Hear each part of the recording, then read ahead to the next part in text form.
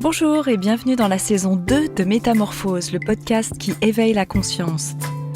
Je suis Anne Guéquière, fondatrice du magazine Féminin Bio, auteure et éditrice de projets engagés pour un nouveau monde. Chaque lundi, dès 7h, nous partons ensemble à la découverte d'un sujet lumineux avec une personnalité qui porte une voix d'éveil des consciences.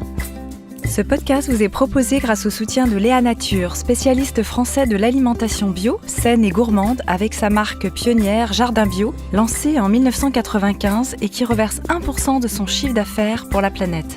À retrouver en grande surface, 550 produits bio du petit déjeuner au dîner. Miam, de quoi se régaler sainement en faisant un geste pour la planète. Merci à Léa Nature pour son soutien de la saison 2 de Métamorphose. Métamorphose, le podcast qui éveille les consciences. Mon invité est un expert en physiologie et initiateur de la coach respiration, auteur de plusieurs livres sur le sujet. Je suis ravie d'accueillir Jean-Marie Desfossés. Bonjour Jean-Marie. Bonjour Anne, merci de m'accueillir sur votre podcast. Avec grand soleil. C'est un sujet qui me passionne. Moi, je m'intéresse aussi aux nerfs vagues. Alors, je ne suis pas du tout pointue sur le sujet, mais c'est un sujet qui m'intéresse depuis à peu près un an. Donc, je suis vraiment ravie qu'on fasse cette émission. Alors, cette première question, vous avez longtemps souffert de syndrome de fatigue chronique, ce que vous relatez dans votre dernier livre. C'est comme ça que vous avez fait des recherches sur le sujet et ce lien entre la respiration et le nerf vague ? Alors, à l'origine, tout est parti effectivement de cette fatigue chronique qui m'a anéanti pendant des années et qui a été le point de départ d'une prise de conscience d'abord respiratoire, strictement respiratoire. En fait, la situation est simple. On apprend en cours de physiologie que c'est pas très grave quand on respire pas de façon optimale parce que le corps compense. Et puis ça y est, on ferme le chapitre, c'est terminé. Et là, je me suis rendu compte, un peu par hasard, que quand je modifiais ma respiration de façon volontaire, de façon assez intense et assez prolongée, mes symptômes se réduisaient. Et du coup, je vivais une démonstration personnelle qu'il manquait un chapitre au cours de physiologie. Ça n'arrive pas tous les jours quand même. Et donc, il y avait effectivement une compensation du corps, mais cette compensation a un prix. Et si vous êtes fatigué, si vous êtes très sensible, ce prix peut être très élevé. Et vous pouvez modifier, vous pouvez payer moins cher le stress par des modifications de la respiration. Et partant de la respiration, après, le grand chef d'orchestre de la respiration lente, enfin, pas forcément lente, mais plus efficace, plus ce que j'appelle de longue vie, c'est le nerf vague. Alors justement, la découverte du nerf vague, aussi appelé le nerf pneumogastrique, quel est son rôle dans notre corps et quand est-ce qu'on a découvert un peu ce rôle ? Plus récemment, je crois. C'est-à-dire, c'est une sorte de feuilleton rebondissement, le nerf vague, parce que assez vite, les médecins, les physiologistes se sont rendus compte qu'il était la fibre utilitaire du système nerveux parasympathique, le système nerveux calmant du corps, donc le système nerveux autonome qui fonctionne tout seul à notre insu. C'est une parenthèse importante parce que certaines personnes me disent « Ah, j'ai mal au nerf vague ». C'est pas possible, c'est un nerf qui n'est pas un nerf de douleur, c'est un nerf de fonctionnement qui échappe à notre contrôle. Et donc, le premier rôle bien connu depuis longtemps, c'est ce rôle de véhiculer les informations provenant du cerveau et allant vers les organes et donnant des informations de calme, de fonctionnement optimal des organes. C'est un nerf qui était cantonné à une fonction nerveuse. Et puis, effectivement, récemment, le temps passe et ça commence à faire 25 ans maintenant, il a été démontré que le nerf vague avait une fonction anti-inflammatoire. Ça n'a pas été simple parce que tout est très segmenté en sciences et normalement, des personnes qui étudient les nerfs n'ont pas à se mêler d'immunologie. Et donc, ça a été un petit challenge pour les neurologues qui voulaient démontrer cet effet immunitaire du nerf vague. Mais après, c'est révolutionnaire. On a la possibilité physique dans le corps humain d'activer l'immunité par une stimulation nerveuse. Et donc, nous avions donc deux rôles au nerf vague. Le câble du système nerveux autonome calmant et cette activation du système immunitaire. Mais en fait, cette activation du système immunitaire n'est presque la face visible de l'iceberg. En fait, le nerf vague a une fonction encore plus large, qui est une fonction d'activation des mécanismes d'autoréparation du corps. Oui, c'est ça, d'auto-guérison. Voilà, tout à fait. Alors peut-être on en parlera plus ailleurs, mais oui, on y reviendra à cette notion de capacité naturelle d'autoréparation du corps. Parce qu'on pourrait se croire, oui, mais bon, c'est un truc de, je sais pas, c'est des gens qui cherchent à vendre des pilules, d'un régime, des choses comme ça. Non, c'est une notion physiologique démontrée. Et c'est très intéressant. Alors en effet, on reviendra dessus absolument. Alors un point crucial pour vous, c'est ce lien, on revient un petit peu en arrière, entre le stress et notre état inflammatoire. Et ça, vous insistez vraiment dessus parce que tout part de là. Oui, on pourrait croire que le stress et l'inflammation sont deux choses très différentes. En réalité, si on s'intéresse à ce qu'est le stress d'un point de vue physiologique, c'est-à-dire une perturbation d'équilibre, des travaux nécessaires pour le corps pour qu'il n'y ait pas perturbation d'équilibre, je parle d'équilibre vitaux à l'intérieur du corps humain, du corps vivant, eh bien, le stress et l'inflammation ou les inflammations sont extrêmement liés. On peut dire de façon un peu schématique que les inflammations d'aujourd'hui sont les stress d'hier et vos stress d'aujourd'hui sont vos inflammations de demain. Et les choses sont intriquées dans les deux sens. Finalement, l'inflammation devient elle-même un stress pour le corps parce qu'elle va mettre en déséquilibre ou en état d'obliger le corps à intervenir pour rétablir un équilibre, ce qui va donc demander un effort pour compenser. Et donc, l'inflammation et le stress sont vraiment tout le temps comme deux visages d'un même tout, qui n'a pas de nom en français, qui n'a pas de nom en anglais, qui n'a pas de nom en sciences, et qu'on pourrait mettre globalisé dans quelque chose que les scientifiques appellent l'inflammation systémique. C'est un grand mot pour dire inflammation globale. On ne sent pas l'inflammation globale. Quand vous avez mal au genou, vous avez mal au rein, que vous avez une décalcification, que vous avez n'importe quelle maladie chronique, vous souffrez en fait d'une inflammation localisée. Bon. Et cette inflammation localisée ne peut apparaître que si vous avez une inflammation globale générale qui est élevée. C'est un état finalement de non-homéostasie à un moment donné du corps. C'est-à-dire, c'est pas parce que l'homéostasie, c'est le maintien des équilibres. Voilà. Mais c'est pas parce que vous êtes tout d'un coup en déséquilibre que vous entrez en inflammation. C'est plutôt le fait que si un déséquilibre se maintient dans le temps, le corps va devoir payer un certain prix pour compenser. Et souvent, et ça c'est important, le corps va devoir faire des compromis. On va prendre un exemple très précis. Vous avez par exemple deux équilibres vraiment basiques, mais fondamentaux, et ce n'est que parmi beaucoup d'autres, mais que le corps doit maintenir, c'est le taux de sel et le taux d'hydratation. Lorsque votre corps a soif, votre corps manque d'eau, il va vous envoyer des signaux et il peut vous demander de boire. Vous êtes en plein désert, vous transpirez, vous avez soif, vous buvez de l'eau. C'est très bien, sauf que dans votre sueur, vous avez aussi perdu du sel. Donc le corps va devoir choisir. Qu'est-ce qu'il veut ? Il veut maintenir le taux d'hydratation ou il veut maintenir le taux de sel, sachant que plus vous allez boire de l'eau peu salée dans le désert, alors que vous suez, et plus votre taux de sel va baisser dans votre corps. Vous allez finir comme ça, non pas déshydraté, mais déminéralisé. Et donc le corps va tout le temps faire des compromis. Et quand vous faites un compromis, en fait, voilà, c'est entre la chèvre et le chou, vous devez couper des choses. Et c'est cet état-là qui va générer de l'inflammation. Le fait que le corps n'arrive plus en même temps à satisfaire l'ensemble des équilibres optimaux. Alors justement, vous parlez des stress qui impactent notre santé, ces fameux stress perceptibles et imperceptibles. Là, vous avez donné un exemple. Est-ce que vous pouvez nous définir un peu ces deux catégories ?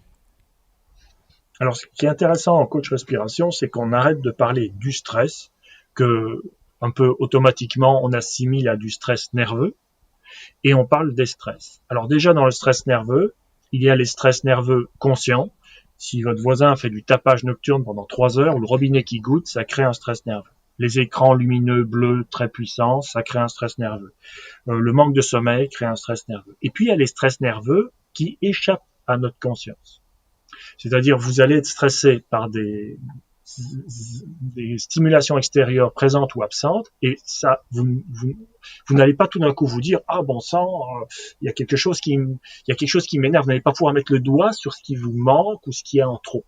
Par exemple, nous les humains, nous sommes mieux dans des environnements naturels avec une biodiversité élevée. On n'a pas conscience de ça. On n'a pas conscience que quand on est dans un bureau, une partie de notre cerveau stresse. Et pourtant, on va le voir au niveau de la respiration et du fonctionnement du corps. Vous prenez une personne, vous la placez dans un environnement naturel, une forêt par exemple, c'est l'un des environnements les plus optimaux pour ça.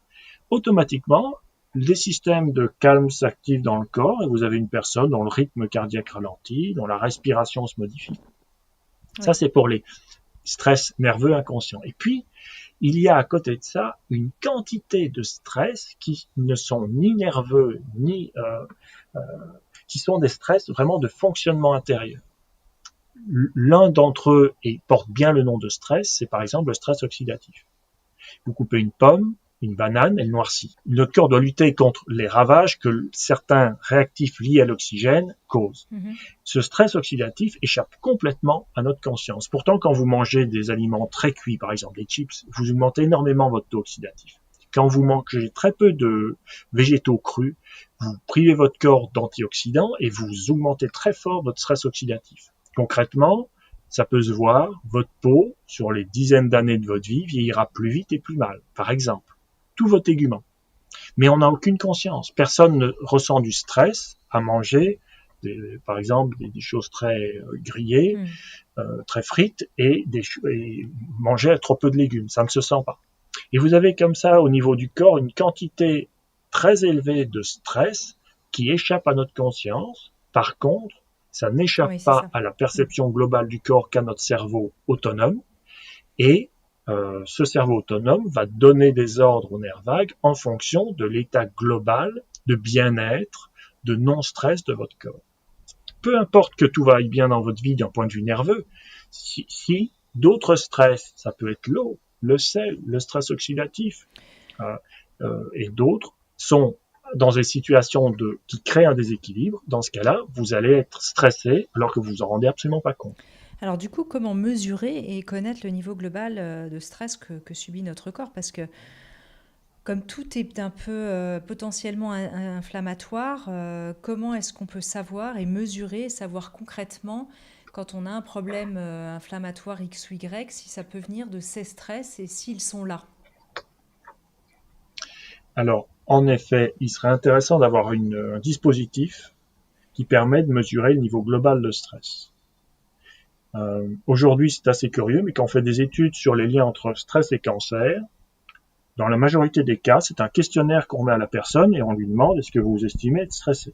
Donc on s'adresse uniquement au stress nerveux conscient. Oui, perceptible. Ce n'est absolument pas représentatif du niveau global de stress de la personne. Oui, et en plus, vous dites que dans vos stages, quand vous demandez aux gens quelle perception ils ont de leur propre stress ou pas, souvent ils sont à côté de la plaque. Oui, il y a des personnes qui peuvent me dire les bras croisés, très serrés, les jambes entortillées. Moi, je suis jamais stressé. Bon, il faut d'ailleurs pas les contrarier parce que sinon ça se passe pas bien. Et d'autres personnes qui ont l'air vraiment relax me disent moi je suis tout le temps stressé. Mais c'est une réalité. Le niveau global de stress nous échappe, de même que notre niveau global d'inflammation. Peut-être qu'on y reviendra, mais il y a un lien très fort entre le niveau global, c'est un lien absolu, entre le niveau global d'inflammation et le fait que, oui ou non, vous puissiez contracter, développer une maladie chronique, ce qui est quand même énorme. Donc, imaginons qu'on puisse avoir une sorte de monitoring, de coaching sur le niveau global de stress, notre niveau global d'inflammation. Il doit y avoir moyen de faire des mesures, il existe des moyens de faire des mesures de l'inflammation globale, mais c'est pas simple, c'est un peu coûteux, et puis finalement, c'est pas très développé parce que ça n'amène pas grand-chose, vu qu'on n'a pas à ce jour encore trouvé de médicaments capables de réduire le niveau d'inflammation globale. Par contre, étant donné que le nerf vague a une activité qui est proportionnel qui est influencé directement par ce niveau global de stress et ce niveau global d'inflammation, il faudrait juste regarder le travail du nerf vague. L'un des deux travails visibles du nerf vague, le plus visible, c'est la manière dont vous respirez. Plus le nerf vague est positivement actif, ce qui peut être aussi avec des activités qui sont tordues et déformées, mais plus il est positivement actif, et plus, pour faire simple, vos expirations sont profondes. Ça ne veut pas dire qu'elles sont longues, mais ça veut dire que vous vivez avec les poumons qui se vident bien à chaque expiration. Alors, ça va parler à tout le monde. Dès qu'on est stressé, qu'est-ce qui se passe? On se gonfle. Si on est pris de nervosité, on commence et on va dire, je suis prêt à éclater. Et il y a vraiment un phénomène de réduction de la profondeur d'expiration. On finit par être poumon plein et expirer de moins en moins. Et donc, on a la respiration, moi ce que j'appelle la gestuelle de respiration, la manière de respirer, qui nous donne une information objective sur notre véritable niveau de stress. Et c'est ça un peu l'idée de la coach respiration.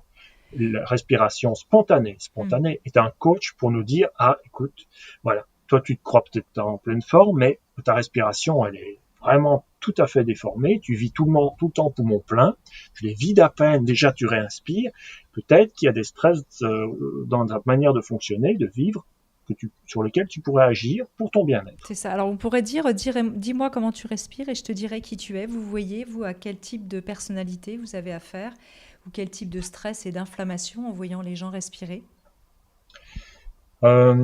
C'est tout à fait vrai. Alors, je ne vois pas les types de personnalités, mais par rapport au niveau le niveau global de stress, d'inflammation, ce qui est certain, alors il y a toujours un délai entre le moment où vous êtes stressé et le moment où vous développez l'inflammation. Quand je vois des personnes qui ont des respirations, que je dis très très hautes, comme ça, avec des poumons qui se vident très peu, et qui viennent, parce que déjà, elles se sentent pas bien, je leur dis, écoutez, dans tous les cas, que ce soit avec coach respiration ou avec autre chose, mais faites quelque chose, ne restez pas dans cette situation-là parce que c'est pas une situation du tout optimale ça n'indique pas que votre corps est en situation optimale de fonctionnement. Voilà. Ce qui est tout à fait exact, c'est que la manière de respirer est vraiment une image du lien qu'on a avec soi-même, qu'on a avec le corps, qu'on a avec sa vie et qu'on a avec les autres. Mais tout ça est extrêmement imbriqué. Jusque-là, on a parlé de stress qui sont un peu physiologiques. Il y a aussi des stress psychologiques, des souvenirs post-traumatiques, des stress mémoriels. On va me dire, quel lien avec le nerf vague? Le nerf vague traverse les zones de la mémoire à l'intérieur de notre cerveau. Et quand vous avez subi un stress, par exemple, et que vous avez des souvenirs post-traumatiques, ça reste engrammé à l'intérieur de vous et ça va agir sur la manière dont vous respirez, donc sur l'activité de votre nerf vague, que vous vous en rendiez compte ou non, jusqu'à ce que vous ayez, déprogrammé cet enregistrement. Alors on peut imaginer que ça se transmette aussi de génération en génération. Écoutez, il y a 15 ans, on parlait de transmission de génération en génération. On était cloué au pilori de la science parce que ça n'avait aucun support. Aujourd'hui, avec ce qui est appelé l'épigénétique, il est démontré, y compris chez les humains, qu'il y a des transmissions de caractères acquis, enfin de traumatismes acquis, aussi bien de la mère à l'enfant que du père à l'enfant. Et, on retrouve quelque chose dans l'ADN, oui, tout à fait. Voilà, tout à fait. Oui. Et c'est quand même extraordinaire. Alors, on peut se dire, ça veut dire, moi, c'est pas vraiment une parenthèse, mais je trouve que de savoir que cela existe, et ce n'est pas un phénomène accessoire, c'est pas une anecdote, c'est quelque chose de réel. Je me dis, mais quelle responsabilité on a, quel cadeau on fera à nos enfants de leur offrir une vie qui est tranquille, de faire attention à ne pas être trop exposé à des stress, sinon, de point de vue de cette théorie, on va cesser de générer de génération en génération des individus qui sont de plus en plus marqués par des stress, qui ont de plus des stress avec eux. Ils naissent comme s'ils avaient déjà subi de très très nombreux stress. Et ce n'est pas très intéressant. Moi, parfois, j'entends mes filles qui sont adolescentes qui disent « je suis stressée, ça m'angoisse. Et alors je me dis, c'est quand même fou. Moi, je ne sais même pas si je connaissais ces mots-là. Alors peut-être j'étais stressée, mais je ne connaissais pas les mots au même âge, mais il ne me semble pas. Donc c'est sûr qu'il y a une conscience peut-être aussi plus globale du niveau de stress, puis on sait que tout s'accélère. Alors, pour revenir sur la respiration, vous qui êtes quand même spécialiste et coach en coach respiration, vous avez parlé un peu de la mauvaise, je dirais, manière de respirer tout à l'heure en disant le poumon ne se vide pas correctement. Quelle serait la bonne manière de respirer? Alors, c'était toujours gênant de parler de bonne et de mauvaise manière parce qu'on pourrait se dire, bah, donc, si je donne une recette, on va me dire, bah, là, je suis donc en train, à vous écouter, si je vous crois, de mal respirer. Ah, écoutez, moi il faut être indulgent par rapport à soi-même. Votre corps n'a cessé pour chacun d'entre nous, le corps n'a cessé depuis notre naissance de faire le maximum pour nous maintenir en bonne santé. C'est un exploit. Il doit gérer une quantité astronomique de paramètres en même temps. Et il fait vraiment ce qu'il peut avec la respiration, et chaque fois qu'il l'a déformée, c'était dans son optique pour nous sauver la vie. Alors il se fait que, le stress, autrefois, sans doute c'est une certitude, vraiment qu'on était moins stressé. On respirait pas de la même manière, ni au même rythme. Le corps ne fait jamais les choses à moitié. Dès qu'il y a un stress, en fait, il ne connaît qu'un stress général, qu'une peur générale, c'est la peur de la mort. Donc tout de suite, dès qu'il y a un stress, pour votre cerveau, vous êtes en danger de mort. Il ne fait pas les choses à moitié. Et donc il active des processus de survie. Et ces processus de survie, c'est notamment de prendre une grande inspiration, les poumons pleins, et puis commencer à décharger de l'adrénaline pour être prêt à, c'est connu aujourd'hui, soit la stratégie de combat, soit la stratégie de fuite. Il y a aussi quelque chose d'autre parfois qui arrive, une prostration totale qui fait que vous restez immobile. Dans tous les cas, ça déforme complètement votre respiration dans un sens qui n'est pas bénéfique à long terme pour votre corps. Donc on pourrait se dire, ça c'est les mauvaises manières de respirer. Bah, non, c'est ce que le corps a comme stratégie. Il y a juste que normalement, c'est des stratégies qu'elle allait utiliser une fois de temps en temps, c'est une fois par semaine, et aujourd'hui, ça peut devenir continu sur la journée. Et c'est ça qui est épuisant pour le corps. Maintenant, quelle est la bonne manière de respirer? La meilleure manière de respirer pour le corps, la plus efficace, la plus optimale pour la respiration et tout ce qui dépend de la respiration, on va peut-être en parler, mais il y a le massage intestinal et donc le contrôle de la flore intestinale, le drainage lymphatique, soulager le système cardiaque pour ne pas que ce soit le cœur qui compense l'oxygénation insuffisante due à une sous-respiration. La meilleure façon de respirer, c'est lorsque les poumons sont bien vidés à chaque expiration. C'est logique. Vous avez les poumons pleins, vous expirez à peine, vous réinspirez, vous prenez un tout petit peu d'air frais, vous l'envoyez dans 3 litres et demi d'air qui a déjà servi un certain nombre de fois. En fait, vous respirez, vous avez dans les poumons de l'air qui est jamais vraiment pur là-dedans. Alors que si vous avez les poumons qui se vident bien, mieux de ce qui est possible à chaque expiration, vous prenez peut-être pas plus d'air, mais vous l'injectez dans des poumons qui sont très peu remplis avec de l'air vicié, et donc vous avez une efficacité respiratoire qui est vraiment améliorée. En plus, vous cessez d'avoir ce diaphragme qui écrase les intestins, parce que les expirations sont plus profondes, et ça permet d'éviter des zones de manque d'oxygénation au niveau des intestins, et ça permet au système lymphatique de fonctionner en drainage lymphatique profond. Voilà. Aujourd'hui, avec cette coach respiration, on arrive à se rééduquer pour respirer correctement, parce qu'au début, évidemment, ça demande une vigilance, un effort, déjà d'observer sa respiration. Et puis ensuite, on a tendance, je dirais, à respirer de manière très peu naturelle, puisque forcément, on se rééduque. Est-ce qu'à un moment donné, ça devient naturel de respirer? Ça peut devenir naturel de respirer autrement? Ah, c'est une question fort intéressante. Ça va faire 6 années que je concentre toute mon attention sur la respiration, et pendant les 2-3 premières années, je me suis dit, il doit exister des techniques qui font que on rééduque le corps, et ça y est, il a réappris une fois pour toutes. Aujourd'hui, j'ai pu parler avec un pneumologue professeur de pneumologie qui me disait, mais non, on ne peut pas changer le rythme, ni le volume d'une personne. On peut les faire travailler pendant une semaine. S'ils reviennent 3 jours après, ils ont repris les, entre guillemets, habitudes moins bénéfiques du début de la formation d'une semaine. Je dis bon, c'est vrai, mais il y a un troisième critère qui est l'endroit où on respire. On ne va pas changer le rythme, on ne va pas changer le volume, on va changer la qualité du vidage expiratoire. Est-ce qu'on travaille poumon vide, poumon plein? Et ça, des techniques respiratoires permettent de travailler ça. En fait, qu'est-ce qu'on fait? On réactive la capacité du diaphragme de se relâcher pour les expirations, et ça implique notamment une expiration qui est plus basse, enfin, c'est pas qu'elle est plus basse, mais dont le moteur est plus bas que le diaphragme, qui est les périnées, qui sont vraiment quelque chose de, alors on dit qu'il y en a un ou qu'il y en a deux, bon, il y a le plancher pelvien, les périnées proprement dit, mais c'est vraiment une zone du corps qui, lorsqu'il y a du stress, démissionne complètement. Et ça, effectivement, on peut faire un travail de reprise de conscience des périnées et de faire en sorte qu'ils puissent se remettre à fonctionner. Et par exemple, vous ne pouvez pas expirer en profondeur avec les périnées, donc libérer complètement le diaphragme, donc vider complètement vos poumons, si on se tient voûté. Parce que la vouture du dos crée une compression au niveau des intestins.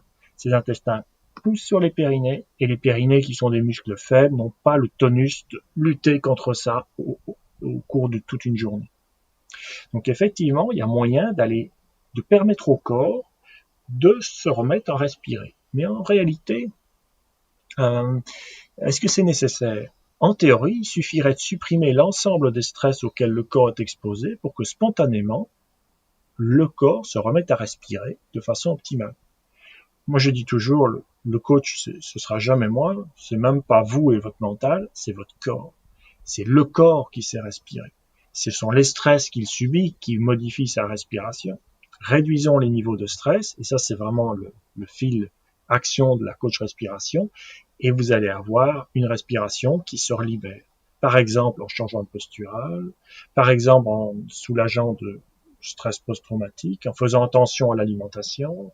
On avait parlé tout à l'heure de l'eau, du sel. Il y a 2 choses qui sont fort stressantes pour le corps aussi aujourd'hui. Ce sont les métaux lourds, qui sont un petit peu partout, et qui nous affectent d'autant plus qu'on est déjà stressé. Et puis le sucre. Les sucres rapides sont très stressants pour le corps. Ça plaît pas beaucoup quand je dis ça, parce qu'on se dit, bah oui, mais le sucre, c'est la douceur, etc.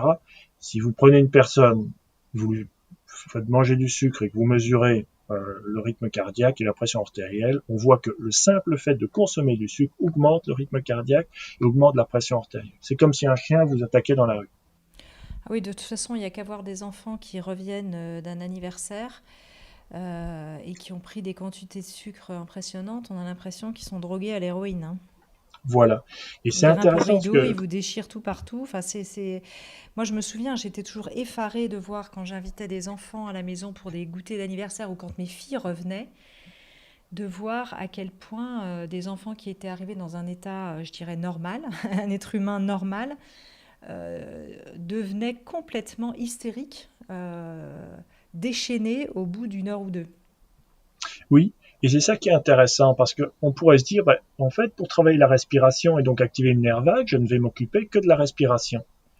Ça marche pas vraiment. Vous ne le ferez qu'à la limite de ce qui peut être atteint par la respiration. Une personne qui va consommer énormément de sucre, par exemple, qui est intoxiquée aux métaux lourds, qui a un énorme niveau de stress oxydatif, qui va faire une série d'exercices, coach respiration ou d'autres, va arriver à modifier un peu sa respiration, mais bien moins que si elle a fait attention aux autres stress. Et c'est ça qui est intéressant avec le nerf vague, c'est que c'est un nerf, c'est comme si c'était le nerf de l'unité du corps. Vous pouvez pas faire les choses par morceaux, ça marche pas. Si on ne fait que la respiration, c'est formidable, mais c'est pas complet, c'est pas un corps humain. On est une mémoire, on est une émotion, on est un être en train de digérer, on est un être en train de respirer, avec un cœur battant, avec des tas de niveaux de contrôle de paramètres intérieurs, et je trouve ça très beau. C'est aussi, et je suppose peut-être, j'espère qu'on en parlera, c'est aussi le nerf de la sociabilité, le nerf du social et de l'apprentissage. Et par exemple, la solitude, on sort d'un confinement, la solitude est un stress pour notre corps d'être humain. Et le nerf vague est aussi influencé par ce type de stress qui est du stress juste relationnel. Bien sûr. Alors, c'est quand même un peu l'œuf et la poule, parce que du coup, on se dit il faut supprimer les causes, mais elles ne sont pas forcément faciles à détecter parce qu'il faut pouvoir les mesurer. Aujourd'hui, on a quand même assez peu de mesures.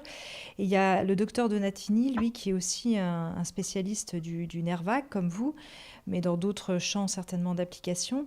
Il dit que la rééducation ne fonctionne que si l'on supprime la cause et si on recrée un réseau neuronal réflexe sous-muqueux. Et il se demande si c'est le rôle du microbiote. Et donc voilà, donc tout ça, on se dit, il faut supprimer les causes. En même temps, il faut agir quand même sur la respiration, parce que c'est ça aussi qui nous apaise. Donc ça contribue quand même à réduire l'effet inflammatoire. Alors là, je ne parle pas effectivement du cas du sucre, on est d'accord, mais globalement, sur un stress nerveux, par exemple, j'imagine lié à du travail, où on se met facilement en situation de stress. Là, on pourrait imaginer peut-être que la respiration peut nous aider à nous apaiser et travailler dans un état peut-être plus relaxé. Donc là, on supprime, là ça fonctionne, parce qu'en même temps qu'on le fait, on supprime quand même aussi la cause un peu. C'est exact. En même temps, dès que vous allez respirer, vous allez réduire un certain nombre de stress et pas simplement le stress respiratoire, lié à la question respiratoire. Parce que tout est interdépendant. Par exemple, lorsque vous respirez en respiration de stress, vous éliminez pas beaucoup de gaz carbonique. Enfin, pas assez, pas autant que le corps pourrait le faire en situation optimale. Ça a des conséquences au niveau des efforts que le corps doit faire pour garder son acidité intérieure à niveau constant. Ces efforts-là augmentent le stress oxydatif. Vous voyez comme les choses sont intriquées. Alors, c'est en effet vrai que avec la respiration seule, on ne peut pas tout réparer. C'est exact. En même temps, avec la respiration, vraiment, je le redis, on atteint énormément de facteurs qui créent eux-mêmes des stress. Je vous parlais aussi de la flore intestinale qui est modifiée par le type de respiration que l'on pratique au quotidien, notre respiration spontanée. Et là, effectivement, dès que vous changez la flore intestinale, alors, ce changement de flore intestinale, il a lieu simplement parce que vous mettez de l'oxygène au niveau de l'intestin grêle. C'est quand même une structure qui fait 7 mètres de long, qui est tassée par le poids du foie, par le poids de toutes les anses qui sont au-dessus, si on considère les anses qui sont en bas, coincées entre toutes les viscères et la vessie, par exemple. Donc, il est très important qu'il y ait une oxygénation correcte à ce niveau-là. Quand vous êtes stressé, voûté, tassé, votre respiration, il n'y a plus de mouvement, il n'y a plus de brassage, tout est en compression et vous modifiez votre flore intestinale. Là, à nouveau, vous pouvez faire des régimes, vous pouvez prendre des compléments alimentaires, mais si vous ne restaurez pas les conditions optimales, vous n'y arrivez pas. Mais dès que vous les restaurez, il y a une plasticité neuronale qui fait que des choses vont se produire et votre corps va se remettre à fonctionner, d'autant que plus le nerf vague est stimulé et plus le corps entre en mode de réparation, d'autoréparation. Donc on a intérêt à le stimuler avec des exercices respiratoires au quotidien, par exemple. Respiratoire et aussi, pour un certain nombre d'autres paramètres, les métaux lourds, le stress oxydatif, les stress un peu métaboliques. Bon, il y a certaines graisses qui sont très inflammatoires, très stressantes pour le corps, les sucres rapides le sont. C'est bien de faire un tout. En fait, moi, je me suis rendu compte que j'étais vraiment pas bien. J'ai 33 ans, j'ai failli mourir d'épuisement. Je perdais mes cheveux, je vieillissais à vue d'œil, je ne savais plus l'après-midi, je ne savais plus ce que j'avais fait le matin. J'étais très mal. Et j'ai commencé à me réparer avec la respiration. Et je me suis rendu compte que quand on n'est pas très malade, si on agit sur 2-3 leviers de stress, ça marche. Mais quand on est très malade, il faut pas juste 2-3 leviers de stress. Ça fait du bien, mais c'est comme si c'était pas assez. Il faut agir sur un maximum de leviers de stress. Et en coach respiration, on insiste là-dessus. Et si vous activez un maximum de leviers, alors votre corps repasse en capacité d'autoréparation. Et là, qu'est-ce qui détermine ça? Ce fait que certains se contentent de quelques leviers et d'autres, il leur faut presque la panoplie complète, c'est le niveau de sensibilité. Les Alors ça, personnes, vous en voilà. parlez effectivement, vous parlez des personnes hypersensibles Mm. dont vous faites partie visiblement et moi j'en suis aussi. J'aime bien cette citation là dans votre livre, vous dites J'ai la conviction que l'hypersensibilité n'est pas un monstre mais un cheval ailé », parce qu'on voit ça souvent comme finalement une pénalité qui nous met en stress et vous dites non, il faut que ce soit notre allié. Oui, il y a des personnes à mes stages qui viennent et qui disent mais moi on a cessé de me reprocher d'être trop sensible. Mais c'est quelque chose je comprends et ça me bouleverse parce que euh, la caractéristique du vivant, c'est d'être sensible. Un organisme vivant qui serait insensible ne pourrait pas s'adapter à ce qui se passe à l'extérieur et ne pourrait pas rester vivant. Donc on en vient aujourd'hui à se reprocher d'être sensible. On ne sera jamais trop sensible. Et le monde aujourd'hui, c'est bien que c'est un peu bizarre, mais c'est vraiment lié à ce nerf vague qui est le nerf de l'unité entre toutes les parties du corps et puis ce qui est en dehors du corps. Plus les personnes seront sensibles et mettront cette sensibilité en avant, et plus le monde sera rempli de douceur. Et s'il y a bien une chose que le nerf vague adore, c'est la douceur. C'est l'inverse de la violence.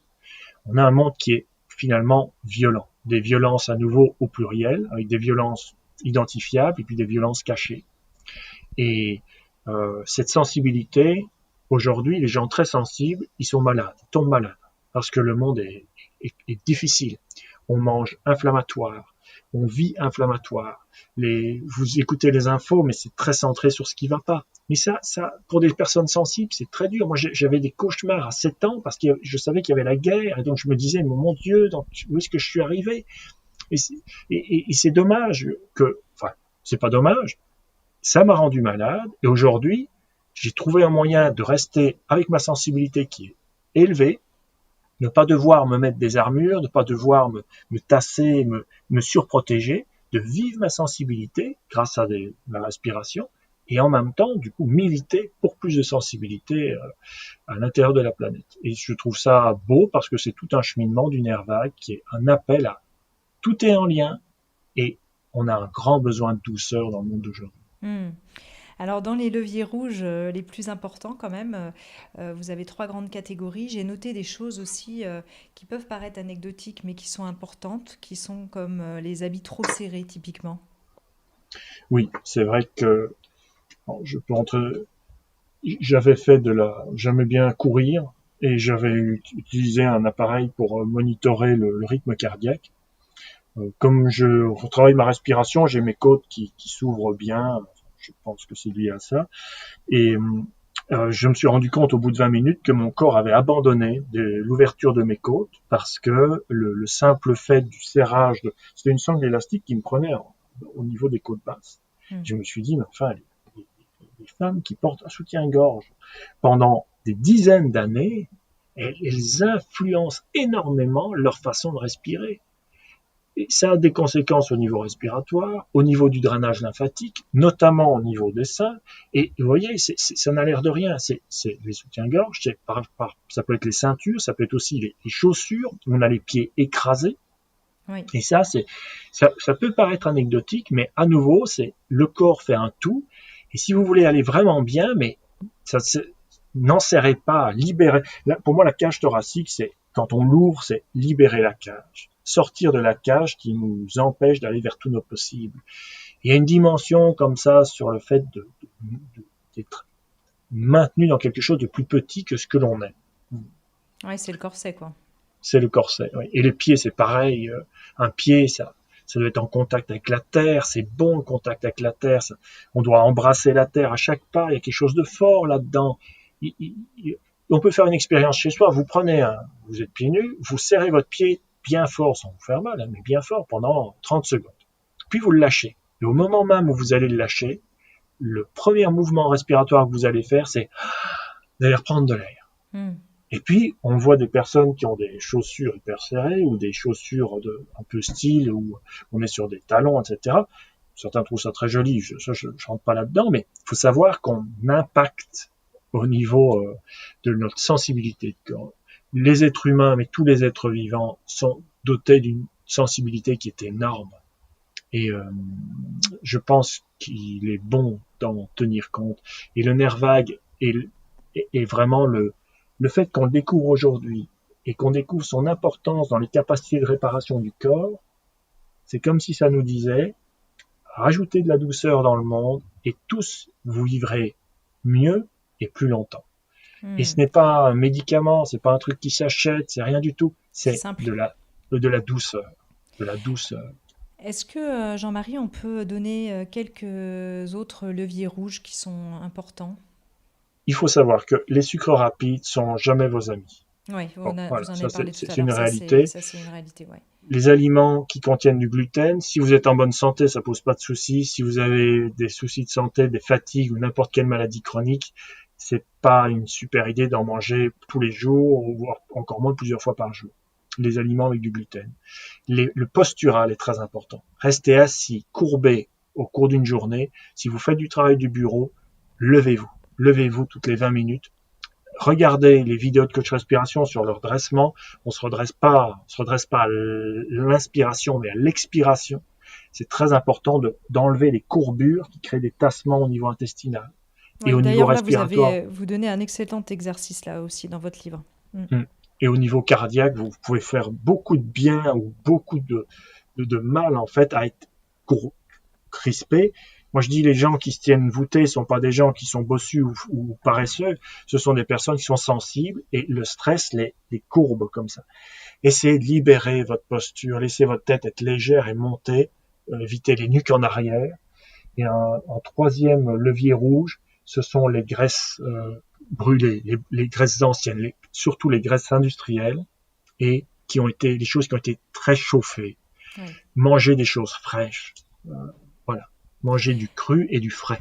Alors ça, justement, ça fait partie des leviers verts. En alimentation, bien nourrir son chat intérieur, vous dites? Ben oui, on dit qu'on a dans le ventre assez de neurones justement qui sont les terminaisons nerveuses du nerf vague et qui sont elles sont assez nombreuses pour constituer l'équivalent du cerveau d'un chat. Je me dis, ben oui, on a le cerveau d'un chat dans les intestins, ok, c'est notre deuxième cerveau, mais ce chat, sachez qu'il est végétarien. C'est ça qui lui plaît le plus. La viande apporte des choses, bon, mais on a besoin, en théorie, de manger plus en volume de légumes que de viande. Donc ça, c'est une chose. Ce sont des besoins vitamines, minéraux, beaucoup. Il faut du potassium. Et ce sont les végétaux qui vous apportent le mieux. Ne jamais perdre les eaux de cuisson. C'est très, très important. Parce que sinon, vous perdez les minéraux avec et votre corps a besoin de potassium pour fonctionner. Et puis, vous avez le fait de manger du cru. Tous les jours, manger quelque chose de cru. Je dis pas de manger des saladiers de choux crus. Ça va si vous les digérerez pas, ou ça va pas vous nourrir, mais manger, grignoter 2-3 bouchées, une carotte, une petite lamelle d'oignon, 2-3 bouchées de choux. Notre corps a besoin de végétaux colorés crus pour le stress oxydatif. Vous ferez énormément de bien. Alors, vous dites aussi de pratiquer des loisirs anti-stress. Et moi, il y en a un que j'aime beaucoup. Et j'ai un petit clin d'œil pour mon cher frère qui m'a initié à cette pratique, qui est la marche afghane. Est-ce que vous pouvez nous en parler rapidement? Oui, c'est une petite merveille. Ce sont des marches respirées, c'est-à-dire on va faire durer les expirations et les inspirations un certain nombre de pas. Et concrètement, la marche afghane, c'est vous n'avez plus jamais marché de votre vie pendant voilà. On vous explique comment faire. Vous partez, vous marchez 5 heures. Et au bout des 5 heures, vous êtes en meilleure forme que quand vous êtes parti. C'est une merveille. Et c'est à la portée de tout le monde. On peut l'utiliser sur des longues distances, mais aussi juste pour aller chercher la baguette de pain, les petites courses. Et c'est vraiment très intéressant. L'idée, c'est que les expirations sont toujours plus longues que les inspirations, en règle générale, et vous calez vos durées d'inspiration-expiration sur un nombre de pas. Voilà, il ne faut pas le faire si on papote avec une amie.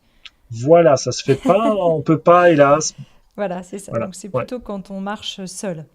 Ou avec l'ami qui parle pas. Voilà, ou alors on fait de la marche afghane ensemble, on est ensemble, mais on ne parle Voilà. pas. Voilà. Alors, quid de tout ce qui est sport où la respiration est mise à l'épreuve? Vous parliez de la course à pied, moi qui suis justement une grande pratiquante du running, de la natation, du vélo, qui sont des sports qui peuvent mettre justement la respiration on est plutôt en respiration haute hein, à ce moment-là. Est-ce que ça oxygène quand même le corps? Est-ce que c'est bon ou est-ce qu'au contraire c'est inflammatoire?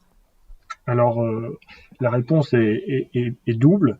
Quand on analyse une personne qui fait du sport, après le sport, il y a un pic inflammatoire, puis un pic anti-inflammatoire. Donc, c'est bon de faire du sport parce que le corps est activé, notamment au niveau du drainage lymphatique. Par contre, ce qui est dommage, c'est chaque fois que vous êtes essoufflé, chaque fois que votre respiration devient haute. En fait, votre corps croit qu'il va mourir. C'est pour ça qu'il vous met en respiration de stress. Il croit qu'il va mourir parce que vous avez accumulé trop de gaz carbonique. Ça rend votre sang très acide, trop acide, et il est obligé le corps panique. Il croit que ça va être la fin. Pratiquez du sport, mais respirez de telle manière que vous n'êtes pas essoufflé, que votre respiration reste basse et vous allez cumuler tout ce qui est bon parce que vous faites bouger votre corps, drainage lymphatique et production de cytokines, c'est des petites hormones que les muscles fabriquent et qui sont extrêmement bienfaisantes, et le bien-être que vous allez vous offrir parce que votre respiration ne sera pas tombée dans une respiration qui ne suit pas au niveau oxygénation et élimination du gaz carbonique. Donc le sport, c'est merveilleux, mais quand vous commencez à être essoufflé, c'est que vous avez été, soit vous n'avez pas respiré au mieux que vous pouviez pour votre corps, soit que vous avez été trop loin dans l'effort que vous demandez. Très bien, bah écoutez, c'est vraiment intéressant. Alors peut-être, alors dans votre livre, vous proposez 7 coachs respiration, notamment une recoordination respiratoire en cas de fringale aussi, une respiration coupe-faim Oui, ça peut pour servir. éviter d'être toujours en grignotage et donc de mettre le corps en souffrance à travers une digestion permanente. Moi, je l'ai faite, je l'ai trouvée très chouette, celle-ci. La coach respiration antidouleur aussi. Est-ce qu'il y en a une que vous avez envie de nous décrire? Alors, ce qui est très utile, c'est quand on a tout d'un coup un coup de stress. Ça peut être, je sais pas moi, les enfants qui nous crispent, ou au boulot, ou en voiture. Qu'est-ce qu'on doit faire? Écoute, on ne doit rien faire du tout. Mais ce qui serait formidable, c'est de se souvenir. Soit on se laisse emporter et on va se gonfler, et on va se charger à bloc et on se fait du mal. Soit à l'inverse, une chose toute simple, se dire, ok, j'ai du stress là. Plutôt que de me laisser entraîner, je prends le contrôle, j'expire une fois, je bloque 2 secondes et j'expire une deuxième fois. Et là, Hmm. vous vous laissez inspirer de façon passive.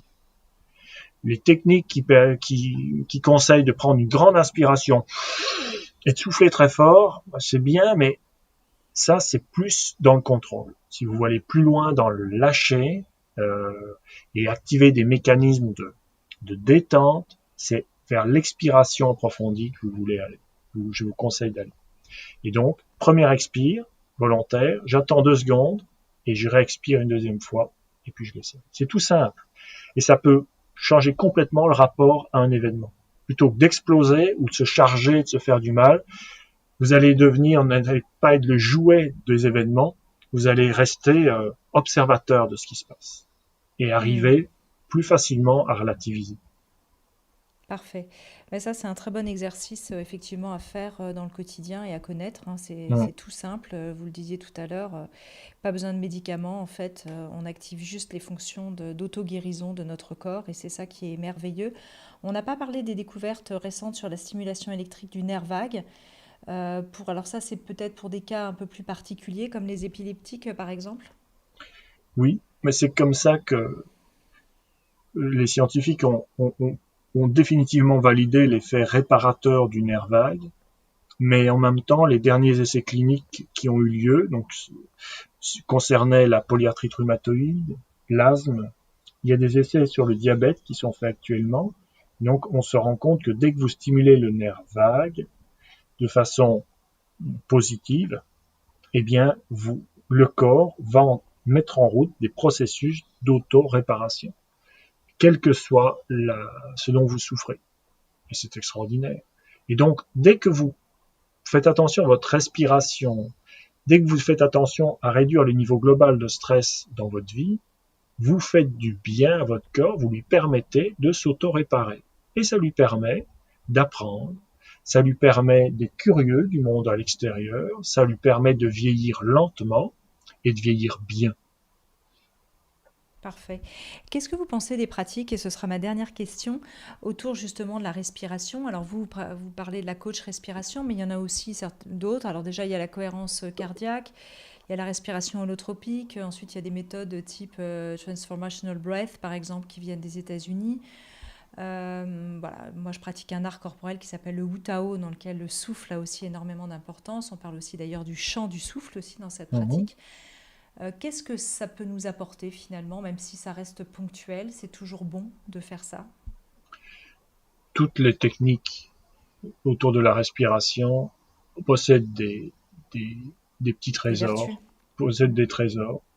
Après, chacun va trouver ce qu'il veut, va trouver ça, ou non ce qu'il cherche exactement. Mais dès que vous travaillez votre respiration, alors le petit défaut, ce serait s'il existait des techniques de respiration qui permettent de se booster, quoi. Voilà, je suis très fatigué, comment je fais pour me redonner un coup de boost?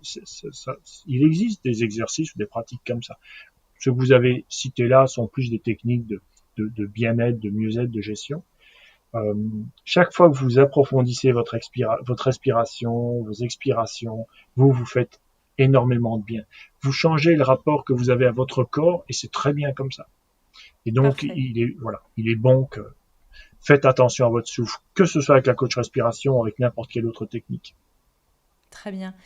Jean-Marie Desfossés, merci infiniment pour cette interview et entrevue sur le nerf vague et la coach respiration.